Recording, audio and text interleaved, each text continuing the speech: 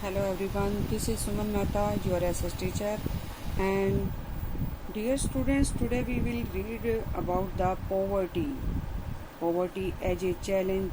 This is the name of the third chapter of economics, and in this chapter we will study about majorly poverty. What are the main reasons of the poverty and who are the poor people, and which type of strategies are used by our government to reduce the poverty. These all things we will deal in this chapter. Okay, let's start the topic poverty as a challenge. Poverty as a challenge means गरीबी एक समस्या के रूप में. Overview एक नज़र. This chapter deals with one of the most difficult challenges faced by independent India, poverty. आज़ादी के बाद भारत में जितनी समस्याएं, गंभीर समस्याएं उभर कर सामने आई, उन सभी समस्याओं में सबसे गंभीर समस्या गरीबी की थी.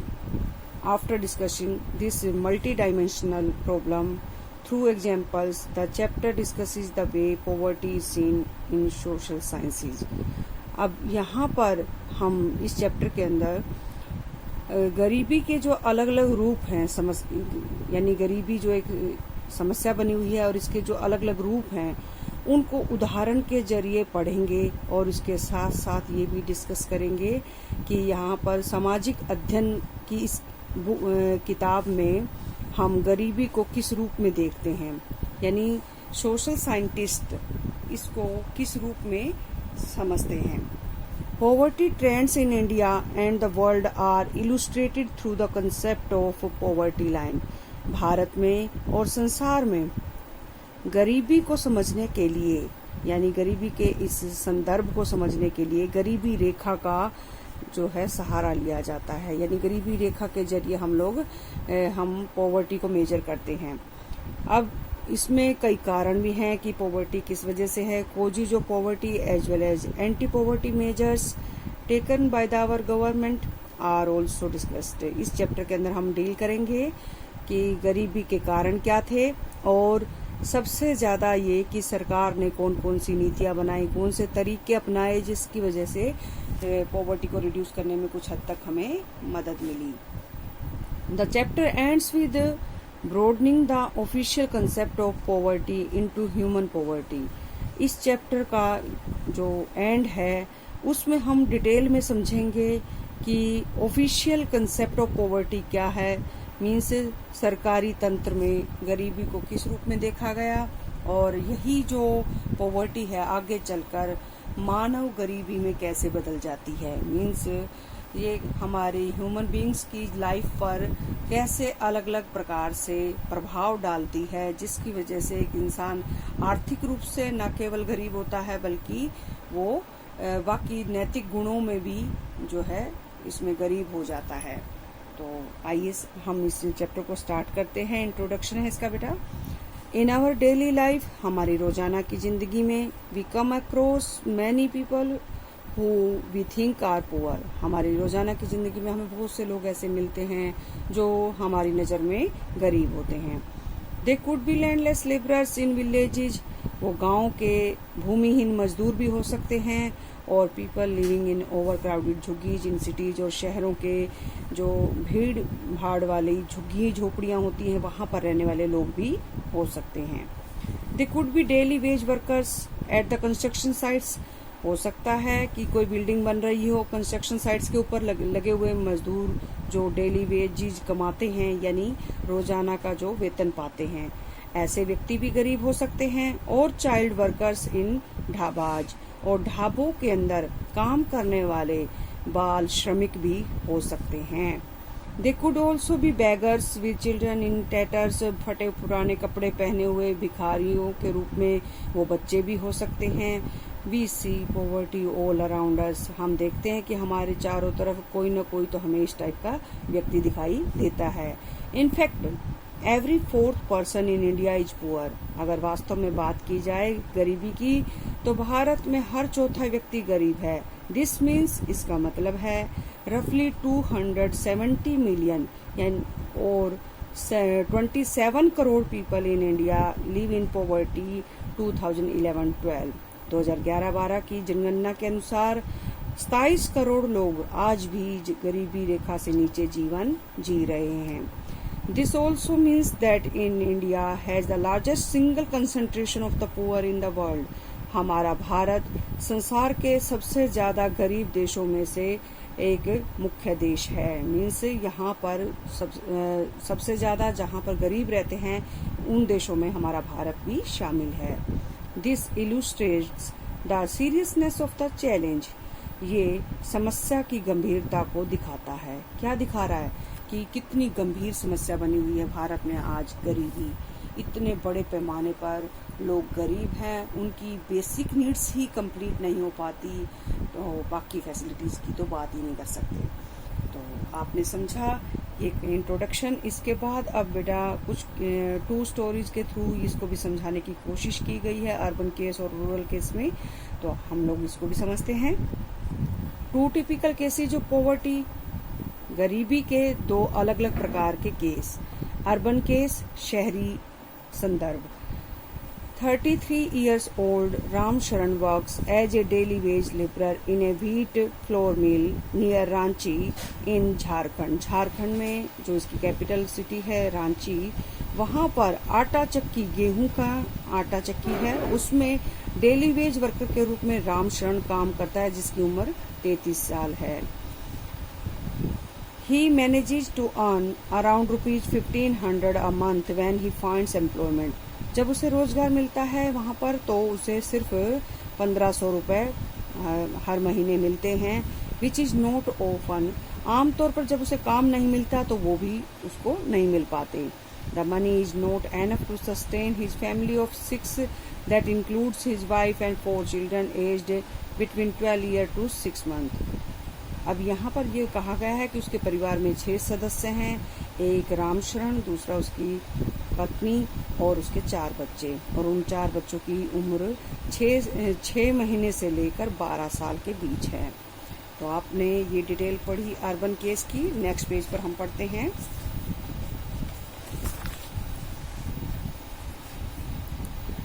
He has to send money home to his old parents who live in a village near Ramgarh. उसे अपने बूढ़े माता पिता रामगढ़ में जो रहते हैं उनको भी पैसा भेजना होता है. His father, a landless laborer, depends on Ramcharan and his brother who lives in Hazaribagh. अब यहाँ पर बताया गया कि उसका जो भाई है और रामशरण का हजारीबाग में रहता है, और उसके पिताजी जो हैं एक लैंडलेस लेबरर हैं, यानी भूमिहीन मजदूर हैं, यानी अपनी जमीन उनके पास है नहीं, दूसरों के खेतों पर मजदूरी करते थे. तो रामशरण को और उसके भाई को उनके गुजारे के लिए पैसे भेजने पड़ते हैं. His brother who lives in Hazarigarh for sustenance. अब यह सस्टेनेंस का मीनिंग है जीवन निर्वाह के लिए, और दोनों ने जो है हर महीने पैसे भेजने हैं अपने पिताजी को. Ramcharan lives in a one-room rented house in a crowded Basti in the outskirts of the city. Ramcharan जो है शहर के बाहरी छोर, आउटस्कर्ट्स मीन्स बाहरी किनारा, बस्ती है एक वहाँ पर भीड़ भाड़ वाली. उस बस्ती के अंदर एक रूम वाला जो उसका हाउस है रेंट पर ले रखा है, उसमें वो रहता है. It's a temporary shake built of BRICS and clay tiles. ये एक अस्थाई बसेरा है जो कि ईंटों से और क्ले की टाइल्स जो होती हैं उससे बना हुआ है. His wife Santa Devi works as a part time maid in a few houses and manages to earn another ₹800. उसकी पत्नी दूसरों के घरों पर जाकर डोमेस्टिक जो वर्कर वाला काम होता है वो करती है, झाड़ू पोछा या जो भी उनके घर का काम होगा. तो इससे उसको 800 रुपये प्रति महीने जो है पैसे मिल जाते हैं, रुपए मिल जाते हैं, जिससे वो हेल्प करती है अपने पति की. They manage a meagre meal of dal and rice twice a day. एक दिन में 2 बार चावल और दाल ही उपलब्ध करवा पाते. मीगर मीन्स बहुत कम, ये भोजन उन्हें मिल पाता है. But there is never enough for all of them. ये 2 टाइम का जो खाना है ये इनके लिए पर्याप्त नहीं है.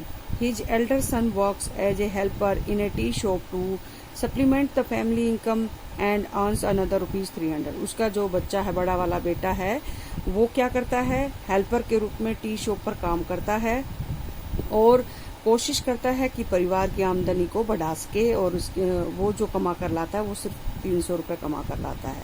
While his 10-year old daughter takes care of the younger siblings, और उसकी 10 साल की जो बच्ची है रामशरण की, वो क्या करती है, अपने छोटे भाई बहनों की देख रेख करती है, क्योंकि घर पे भी तो कोई उनकी केयर करने के लिए होना चाहिए। None of the children go to school, इनमें से कोई भी बच्चा स्कूल नहीं जाता। They have only 2 pairs of hand-me-down clothes each, उनके पास सिर्फ 2 जोड़ी जो है कपड़े हैं। हैंड मी डाउन का मतलब बहुत पुअर कंडीशन में जो है 2 जोड़ी ही उनके पास कपड़े हैं। New one are bought only when the old clothes become unwearable, नए कपड़े तो तभी आ पाते हैं जब पिछले वाले पहनने लायक नहीं रह जाते। शूज आर अ लग्जरी, अब यहाँ पर देखिए जूते उनके लिए लग्जरी का आइटम है, मीन्स ऐशो आराम का एक सामान है, यानी इसके तो वो सपने ही ले सकते हैं। The younger kids are undernourished, और जो छोटे बच्चे हैं वो कुपोषण का शिकार हैं, उनको पौष्टिक भोजन नहीं मिल पाता।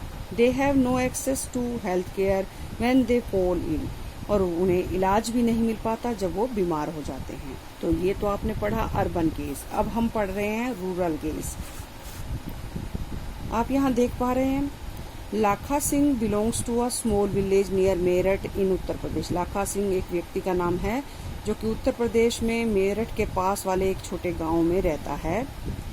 His family doesn't own any land, उसके परिवार के पास कोई भी जमीन नहीं है। So they do odd jobs for the big farmers, तो उन सबको क्या करना पड़ता है, बड़े किसानों के लिए जो है छोटा मोटा काम करना पड़ता है। वर्क इज इरेटिक, उसका जो काम है वो अस्थाई है। एंड सो इन इनकम, और फिर जब काम कभी मिलता है और कभी नहीं मिलता तो इनकम भी कभी मिलेगी और कभी नहीं मिलेगी। At times they get paid ₹50 for a hard day's work, एक दिन कठोर मेहनत करने के बाद उसे सिर्फ 50 रुपए ही मिल पाते हैं मजदूरी के रूप में।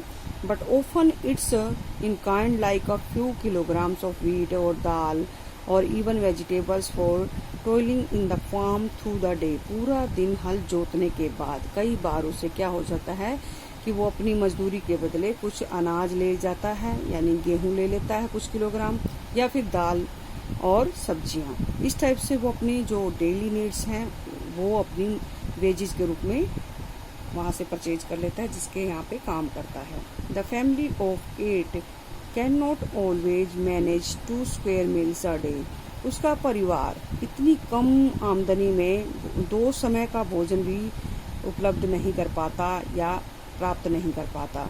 लाखा lives in a kachcha hut on the outskirts of the village, Lakha कहाँ रहता है, गांव के बाहरी किनारे। आउटस्कर्ट मीन्स बाहरी किनारे पर, कच्चे घर के अंदर रहता है। The women of the family spend day chopping fodder, उसके घर में जो औरतें हैं वो क्या करती हैं, वो चारा काट कर लाती हैं। And collecting firewood in the field, और खेतों से ईंधन भी कलेक्ट करके लाती। ईंधन मीन्स लकड़ी, आग जलाने के लिए।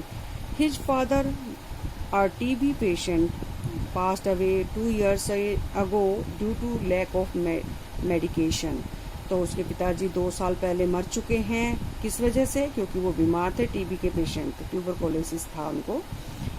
His mother now suffers from the same disease, उसकी माता को भी वही बीमारी है जो उसके पिताजी को थी।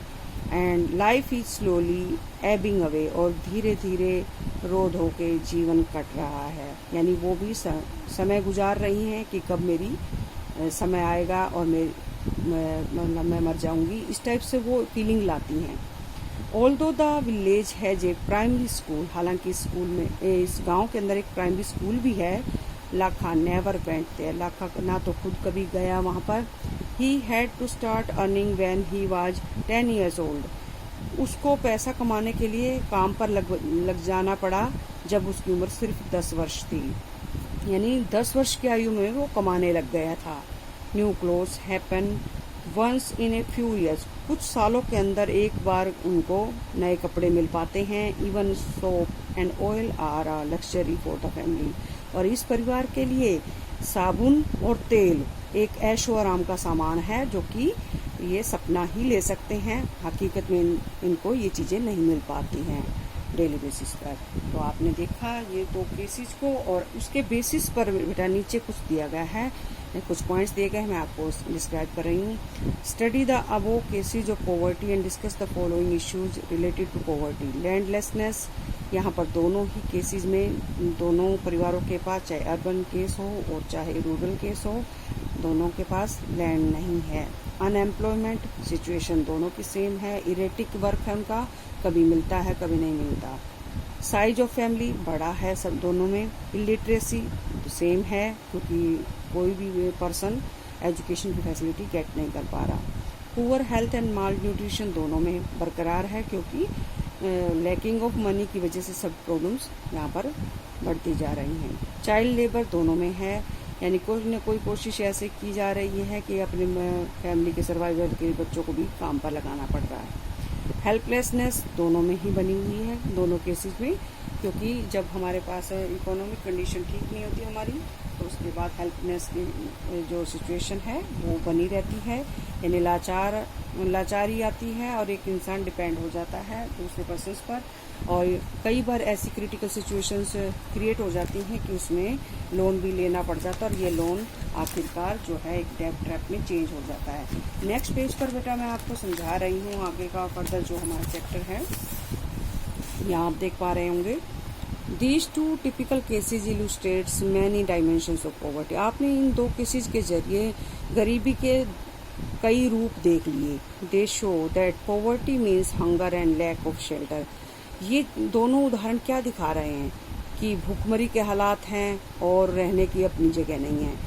It also is a situation in which parents are not able to send their children to school, or a situation where sick people cannot afford treatment. ये एक ऐसी जो है लाचारी की स्थिति है जिसमें माता पिता अपने बच्चों को स्कूल नहीं भेज पाते हैं, या एक ऐसी स्थिति जिसमें लोग जो है महंगे या फिर जो अपने ज़रूरी हम कहेंगे कि इसके लिए ट्रीटमेंट, इलाज के लिए अपनी जो हेल्थ फैसिलिटीज हैं अपने परिवार को उपलब्ध नहीं करवा पाते। Poverty also means lack of clean water. गरीबी का मतलब है साफ और स्वच्छ पानी का अभाव, एंड सैनिटेशन फैसिलिटीज और साफ सफाई की व्यवस्था का भी अभाव। It also means lack of a regular job. इसका मतलब ये भी हो सकता है कि नियमित काम का ना होना, और कम से कम जितना जीवन स्तर होना चाहिए, एक minimum decent level means minimum subsistence जो लेवल होता है, कम से कम बेसिक नीड्स कंप्लीट करने का जो लेवल होता है वो उसका भी उपलब्ध ना होना।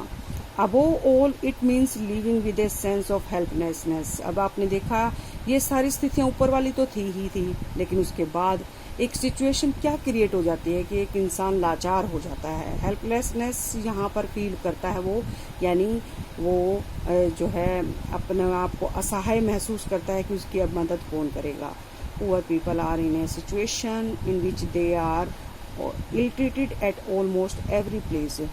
गरीबी में लोग एक ऐसी स्थिति में फंस जाते हैं कि हर जगह पर उनका अपमान किया जाता है, यानी गरीब लोगों को कोई भी सम्मान की दृष्टि से नहीं देखता।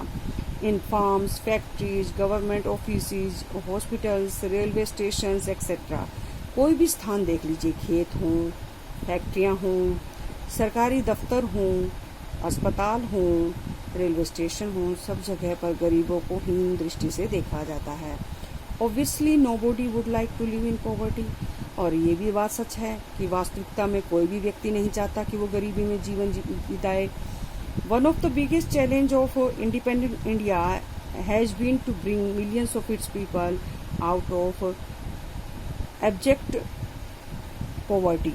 तो यहाँ पर जो स्वतंत्र भारत की जो सबसे बड़ी समस्याएं हैं उसमें लाखों लोग जो हैं एक संपूर्ण रूप से गरीबी को से बाहर निकलने की कोशिश तो कर रहे हैं, और लेकिन अभी भी ये स्थिति बनी हुई है। Mahatma Gandhi always insisted that India would be truly independent only when the poorest of its people become free of human suffering. आप इस लाइन को, ये जो महात्मा गांधी जी की जो एक लाइन आई है, इसको आप अंडरलाइन कीजिएगा।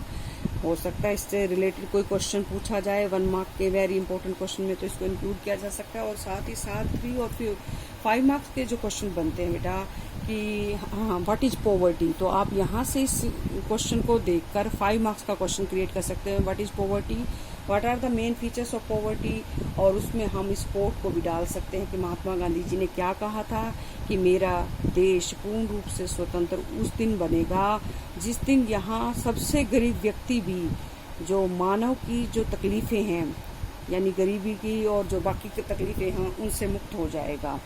तो इन सिचुएशंस को जब हम कवर अप कर लेंगे या इससे बाहर निकल जाएंगे तभी मैं मानूंगा कि मेरा देश स्वतंत्र हुआ। तो आपको आई थिंक इतना जब ये समझ आ चुका होगा। नेक्स्ट जो हमारा कंटेंट है बेटा है poverty as seen by social scientist.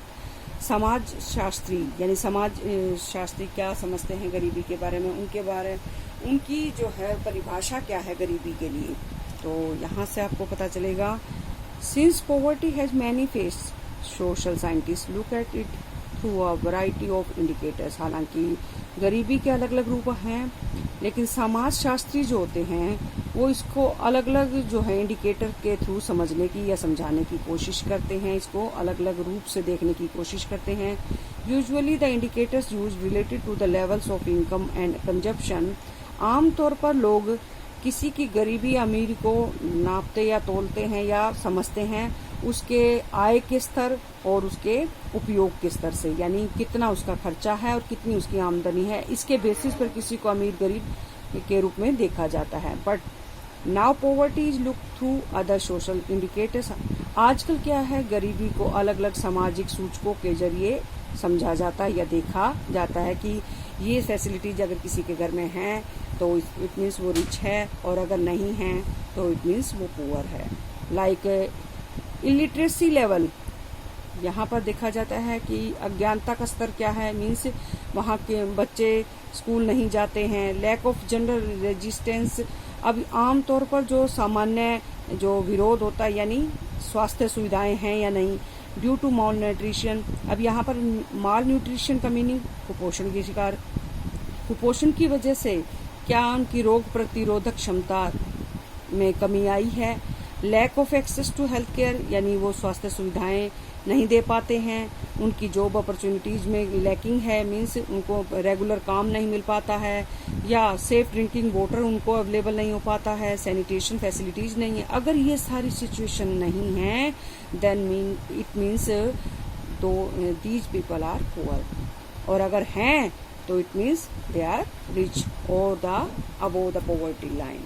Analysis of poverty based on social exclusion and vulnerability is now becoming very common।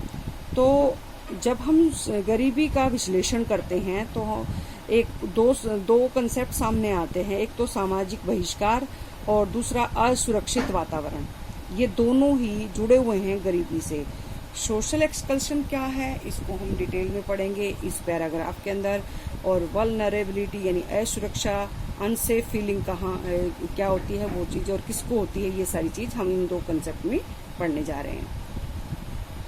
Social exclusion, सामाजिक बहिष्कार। According to this concept poverty must be seen in terms of the poor having to live only in a poor surrounding with other poor people. इस concept के इस संदर्भ के अनुसार गरीबी को आमतौर पर इस रूप में देखा जाता है कि जो गरीब व्यक्ति होते हैं वो आमतौर पर गरीबों वाले एरिया के अंदर और पुअर फैसिलिटीज के साथ रहने के लिए मजबूर हो जाते हैं, यानी वो अपने जैसे लोग ही ढूंढते और वहां पर रहते हैं। Excluded from enjoying social equality, जहां पर उन्हें सामाजिक समानता एंजॉय करने नहीं दी जाती है।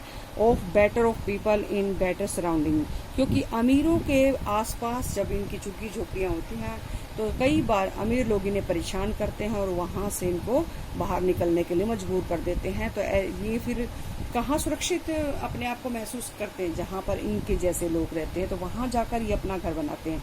यानी better of people, rich people की बात चल रही है यहाँ पर। तो रिच पीपल क्या करते हैं, उनकी जो फैसिलिटीज होती हैं वो गरीबों को जो है एंजॉय करने नहीं देते, उन्हें परेशान रखते हैं, जिससे कि पुअर पीपल अपने ही सराउंडिंग वाले अदर पुअर पीपल के साथ रहने के लिए जगह ढूंढते हैं। Social exclusion can be both a cause as well as a consequence of poverty in the usual sense. आमतौर पर जो सामाजिक बहिष्कार है न केवल एक कारण है गरीबी का, बल्कि ये गरीबी का घटनाक्रम भी है या गरीबी का रिजल्ट भी है, क्योंकि एक इंसान जो सोशल एक्सकल्शन की वजह से पुअर सराउंडिंग में रहने के लिए मजबूर है, तो धीरे धीरे वो जो बेसिक फैसिलिटीज जो दूसरे लोगों को मिल रही हैं वो उसको नहीं मिल पाती, और डे बाय डे एक जो इन्फीरियोरिटी और इनसिक्योरिटी की जो फीलिंग उनके मन में होती है, और लैक ऑफ रिसोर्सेज की जो प्रॉब्लम उनके घरों में होती है, जिसकी वजह से वो पुअर होते चले जाते हैं। Broadly it is a process through which individuals और groups are excluded from facilities. मोटे रूप से या मुख्य रूप से अगर हम बात करें तो ये एक ऐसी प्रक्रिया है जिसमें व्यक्तियों को या कुछ समूह के लोगों को जो है बेसिक फैसिलिटीज जो आम आदमी यूज कर रहा है उससे दूर कर दिया जाता है। यानी बेनिफिट्स और अपॉर्चुनिटीज जो कि आम आदमी या अदर पीपल इंजॉय करते हैं उनसे उनको वंचित कर दिया जाता है, उनको वो फैसिलिटीज यूज करने नहीं दी जाती। A typical example is the working of the caste system to India, in which people belonging to certain castes are excluded from the equal opportunities। अगर भारत की बात की जाए तो एक खास उदाहरण जाति प्रथा का भी हम ले सकते हैं। यहाँ पर सदियों से जाति के नाम पर जो शोषण होता आ रहा है, निम्न जातियों को जिन्हें एक हम ये कह सकते हैं सो कोल्ड जो हम लोअर कास्ट के पीपल जिनको हम बोलते थे, उन सबको आज भी इक्वल अपॉर्चुनिटीज गेट करने से हम रोकते हैं। तो कई बार ये न्यूज़ में हमने स्पेशली मैंने तो सुना है और देखा भी है कि जो दलित कम्युनिटी के लोग होते हैं या जो लोअर कास्ट या बैकवर्डेड एरियाज के जो लोग होते हैं उनको बेसिक फैसिलिटीज जो है अपर कास्ट के लोग या हाई प्रोफाइल कास्ट के लोग यूज करने नहीं देते और उन्हें टॉर्चर करते हैं।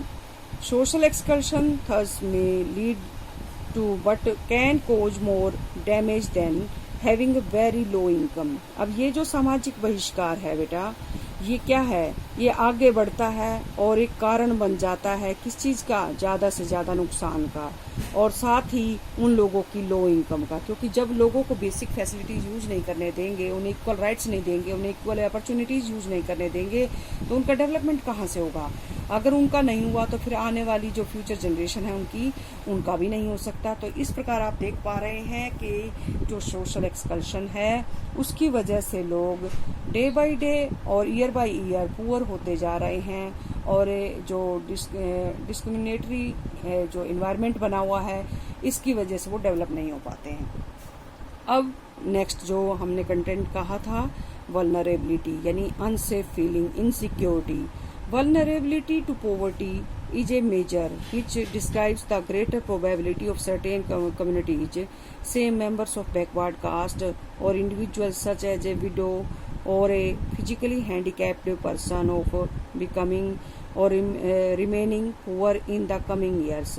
वल्नरेबिलिटी यानी गरीबी के अंदर जो असुरक्षित वातावरण होता है, ये एक मापक है किस चीज का? ये दिखाने का कि ज्यादा से ज्यादा लोगों को या कुछ कम्युनिटीज के लोगों को असुरक्षित वातावरण दिया गया। यानी गरीबी की वजह से वो अनसेफ फीलिंग उनके मन में बैठ जाती है कि हम लोग असहाय हैं और हमारा कोई नहीं है।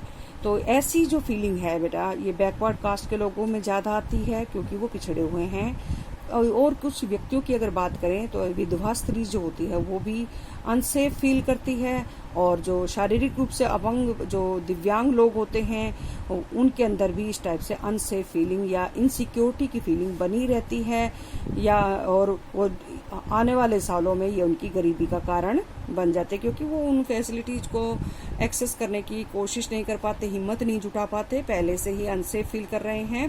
तो ऐसे में वो कहाँ से आगे कोशिश करेंगे अपने आप को डेवलप करने की? Vulnerability is determined by the options available to different communities for finding an alternative living in terms of assets।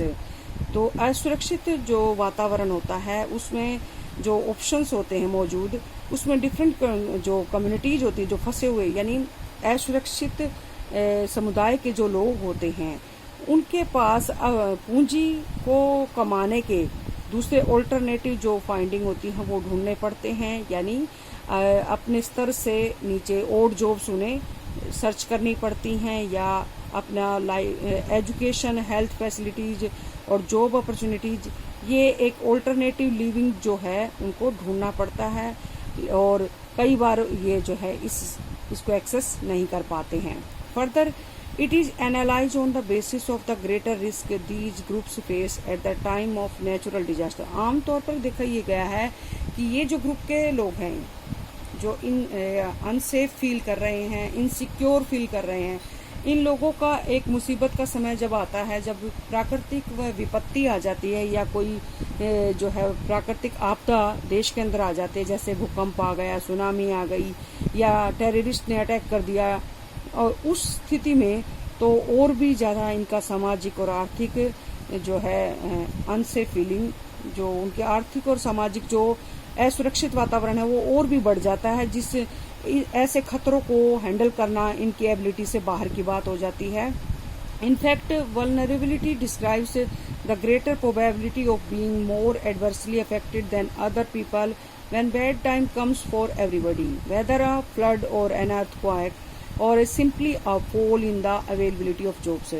जब भी कोई प्राकृतिक मुसीबत आती है, चाहे वो भूकंप आ जाए या फिर बाढ़ आ जाए, या फिर लोगों को नौकरियां ना मिल पा रही हो, काम ना मिल पा रहा हो, ऐसी स्थिति में जब ये सबके ऊपर बुरा असर डालती है वल्नरेबिलिटी, असुरक्षित जो भाव है, यानी अनसेफ फीलिंग जो सभी के अंदर उस टाइम पर आ जाती है जब इस टाइप की मुसीबतें आती हैं, तो ऐसे में जो ये ग्रुप ऑफ पीपल हैं जो अनसेफ पहले से ही हैं, ऐसे लोगों के ऊपर तो मुसीबतों का पहाड़ टूट पड़ता है, वो चाहे सामाजिक स्तर पर हो या आर्थिक स्तर पर हो।